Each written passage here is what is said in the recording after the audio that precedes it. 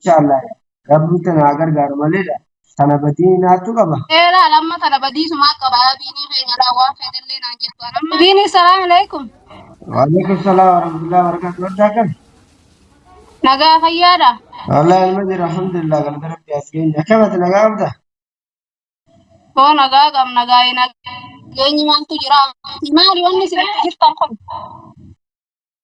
Wallahi wanti itti jirru si wardaa teenya kunoo biyyi ijoolleen dhalaatis yaa mituunis asitti سيبوا دلان تأكل متى أو تدوب دلان قديا نتون كاركان وديرا برباد تون ألو مجايباتي دوبا أكا ميدو بنتون تون إنسان إسكا إبراهيم تمرام تدو simaalim wallahi miyyoonni dararte hamuuchaa akkama lafaa kaatituma sin jaaladhettee qabdeen nu argatti gaa'e.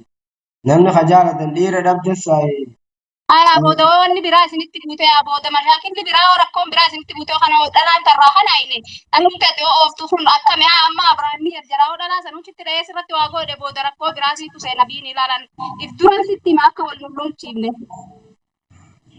si'a akkamiin godha si warda yaa deemuu diddee biyyoolleen deemiyyaa haadhee jibbaa deemiyyaa sana kophaa baasetti Rosa yeroo fiddu qabdee alatti gadi yaaftu dhalaa hunda qabdee gadi hin baaftu alatti siittu fidee maqaa keetiin dhuftee warra isaanii beektu qabii harka dutta duubatti diigante isaanitti galchiree jaalattooti sachii fuuta. an bilbilaan yaame ganda maaltu beekara bilbilaa wal barree dira biyyo. Nama gandaa hundee ni fuudhattee daaraddarraatillee deddeemtan yaabiini nama kanaas hin seene yaaboo anjazaa bittoon. Waa takka illee afaan kiyyaa kana sitti gaafatu nan garuu wanni hin jirlaan. Ani immoo ammaan tanaa hedduu akkasitti illee aaree jira. Abiraahim ifiifuu karakkoon biraa sammuu isaa mataa isaa tuuttee jeeqamutti jiru kanaatu ammallee ilmaan sanirraa bakka biraa ammalaa rakkoo biraa kan nuti wanni sitti himu. Si warda akkamiin godha miyyoo tun ijoollee tana miyyoo bilbilaa wal barree duraanis ganda Galata guddaadhaan si biraa qaba. Galata guddaa bira illee qabda. An waan siin cuun qabu yaabiin ilaal hoo rabbuma sodaatte dhaluma san amma hunu yeroo ammaa kanatti mana san keessaa gayyaas ilaal odoo rakkoon hin uumamne. ijoollee bara amma bara nam baasa jeetuma baritti jiraate ijoolleen yaabna. Dhalaa tanaattu amma yeroo ammaa tana Aboo akkati afaan lallaafatu kana miti afaan jabaadhu mana sanii hudha qabii gadoo yaa sireetillee intala karaa deemtu saba akka deemtu hin beekne ganda isaaniitu hin beekne nam fuudhattee bilbilumaan wal barattee dura ganda isaanii sanii wal si barsiisuu qabdi malee bilbilaan namni wal fuudha. yaa maalin beekaree akka tasaa duraan bilbila wal barre gaa'e amma kun guyyaa meeshaa bitisaniin gaa meeshaa tana hojii ol gurta hotu asin jirennaan yaamee dhuftee meeshaa hojii ol gurte. Gizuma duraatu meeshaa dhalaa inni mojjol guuraa gizuma sanuu dubbii balleessitati gizuma dhalaa yaammattu sanuu dhalaa yaamuu qabdu dhiira yaamtee dhiira qabatee wajjin meeshaa sanillee nama qabda malee. Dhiiran beekne abbaa manaa malee dhiira biraa waan beekaa akkasitti simaan bilbila wal barre gaa simaan yaame. Dhalaan sheexaana dhalaa fi harreen duraanuu sheexaana jedhanii kun yaamee amma akkam goota amma rakkoon biraa isin irratti uumamte atillee booda waan biraatu sitti dhalataa yaabiini mee amma haa akkam godhu wayyaa. Bara amma bar falli ijoollee suutuma amma gaa gorseetuma suuta ofirraa akka nama alaa namni yaametti suuta mana kana gayyaasee ofirraa jalaa bade malee yoo akkas taate malee. Kun haadha abbaa gorsaadha abbaatu duraan takkaan dhageen taatee shaararra yaatutu gorsa kan kee dhagee gayyaa mootummaatti fiddee firraa gadi yaatu booda waan biraa ettee isin qaqqabatte kam gootan booda na ulfeessina waa godhetteetu rakkoo biraa bakka biratti waan taatee dhuftee rakkoo biraa isinirra oolchite hoo. Amma mootummaatti fidurraa gaa suuta alage bakka nama waa bitutti waa dubbisee wayi isin bita jee ofee magaalaa ogeessee yaabate yoo taate malee gaa. Yalaabaddu mana beektii miti mana barachiifte mana beektii sitti dhuftire. Mana nan qayyararee mana nan qayyara wayi mana bishaa ta'a wanni guutuudha. Yaa bu'aan afaan akkanaa kanan beeku gaa kun ammaan tana laal naafiyatillee fiigaatillee walla bu'aan Abiraamii wajjin rakkatteen wajjin namoota meeqa cinqamtee biyya namaa tana keessalleedha. Nu jecha achitti galtee ammallee rakkoon biraa akka uumamtu gaa ammaan tana diineen waan biraan natti fakkaatti beektee dhalaan kun waan sababa kan keetiin dhufteef jecha. Yaa wardaatee fiifu mataan usayyaa margaatti bitanaa dubbara maraa an fiifu maraachuun jiraatti cinqamee fiifu eessumaan asitti fitti yaamee tariiti sheenaan ammoo Ifitti aantee bareedaa kan ta'e sun yoomiyyuu matattee ta'ee ammattee saniin duuba sana galchii ciirree lamaan akkam isin goonan fi galchi jirre. Awwain akkana seera kanaan naqabataa gurraa amma qabaaree anni waan yaan bilaan. Laal tunuu bultiidhaa dhugaas jaalala san ta'e qabdoota jaalala san ta'e qabaattee seerumuu qabaatte tabiraa hudduu jalatti rarratte waan biraatiif deemtu kun dhalaan lameen waan taate yaa'u jirti rakkoo biraati yaa'u jirti. Rakkoon baruuwwan ta'e rakkoon hangana olii takka hin jirtu. Amma yoo mootummaatti dubbatu. Egaa namni sammuu wal dalaydu namni fayyaa qabu akkanumatti mana namatti hin didu. Tabakka odoo karaa deemanii waan ta'aniiti ammaan kana laal kana amma biyya namarraa dhufanii biyyan beekan jedhanii sitti maddabamte yaa boonsumaan hin jaa. Yaa maal beeka yaa warra rabbiitu hawaasa bar amma bar afaan maraa wallaalee nama dubbii ijoollee tanaa tana. Afaan wallaalu hin taatu biini nuufisii wal dhaba laalammaa Ibraahim kanallee wal jaalattanii odoo wal hin dhabne odoo rakkoon takkan uumamte dhalaa kana guurii firraa alatti gadi hin bahe. Nama baasa inshallah rabbi jeegaare rabbi naa gargaaru. Dhala afaan jabaatti ijoolleen afaan kana jabaatti. Dhaluma akkanaatu akka wanni afaan dheerattoon kana dhalaadhaa dhiiraa ishiitu addaan beeknaa kana ta'u qicis hin jenne waa takka. Bara afaan dheeratti ijoollee waa takka nama dhageessisa isaanii maleedha. Amma yoo suutuma mana dhahee yoo mana kana keessa akka tasaa gabbaasee. Akkuma magaalaan jaamtee akkuma laal wanni iddoo fidde sanitti akkasumatti mala dhahiituma akkasumatti haamii gabbaase haa boolaa rakkoon biraa akka nurratti mataan gara nu gala fiiguuta birarratti ta biraa akka nu dhidaamne haa boon malaalan biyya namaa sana keessatti fiiguun akka ilmaan kanarraa maraanneenis abbaan ta biraati gaatuun waanuma abruma akkanaa taa'isa jala deemtu tanaa waan hin beeku andi tuunis teessaatunis ana baasataa ta'e eebbataa ta'e ana kaanuma akkanaatu irraa hin beeku. Warmiyyoo guyyuma dura inni dhufee ol seetu kun naaf ta'e. Ni dhaban dhiirtima addaa guutuudha isaan baratteen sagaa isaan hin beekne barbaadan.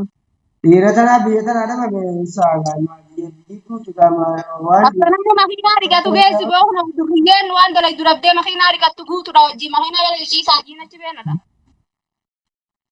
Yaa wardaa ta'e bar mataa. Abbaa ilmaanii maaliif ilmaanirraa wanni godhuu fedhan isaan?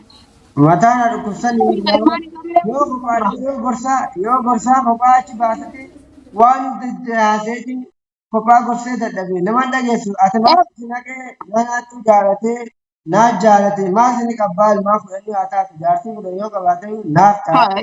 Kamaan mataan dhukkubsi jirture. Naaf jaalatee nama takka argee hin beekin nama takka wal quban qabne namni akkanumatti naaf jaalate jeetuma lafaa namatti haaboo tuwwaan biraati malee. Tuwaan biraati yaa biraati malee akka malla baaqee nama maalummaan beekne nama jaalachuu dhalaa tanuman argee waan takka dhalaa afaan jabaatu kanaan takka biyya takka argee. Ajaa'iba rabbiiti boona yaani kophaa deemu achi beena laalladhaa jiin guutuudha magaalaan gaa waliin ganii muun isinitti dhufanii sagaayi. Kakobaa deemu barra kakobaa deemu fedhuu. Rakkatee rakkataa guutu rakkataa akka keessaniitti ichi beena barbaaddadhaa jiin abbaa ilmaanii dhiisaan lamaan akkasiin godhuun qabu. Bara yoo gorsaa namni hanga kiyya gorsa jiru yoo gorsaa waan fedhe sitti kannaa waan fedhe si godhaati mucuma jala hafi walitti nu muufachiisin taa'ee jee kadhadhee jibbaadhe.